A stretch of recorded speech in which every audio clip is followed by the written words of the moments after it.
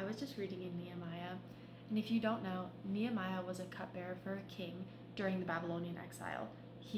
Was not in Judah during that time. So his brother comes in, he tells him what's going on, and that Judah is all messed up, all the walls are burned, everything's just destroyed. And Nehemiah's heart breaks for them. Like, he wants to go and help, but he's a cupbearer.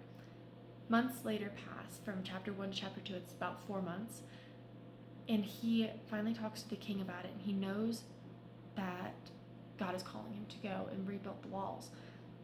But obviously that's a scary thing because he's a trusted cupbearer for the king. Like, why would he let him go?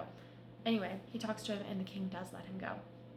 And in chapter 2, verse 7, it says, I also said to him, if it pleases the king, may I have letters to the governors of the Trans-Euphrates, so that they will provide me safe conduct until I arrive in Judah.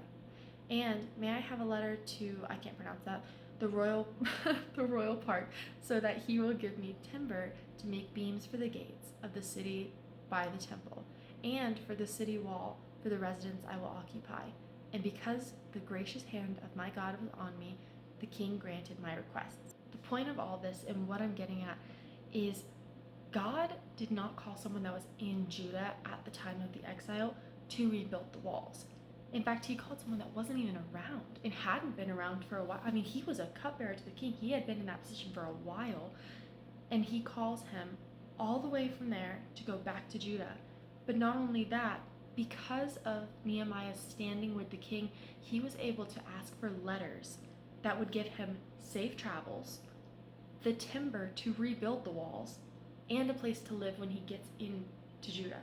What really stood out to me is that when God calls you to do something, he is going to show up and he's going to provide a way for you to do it in a way that only he can.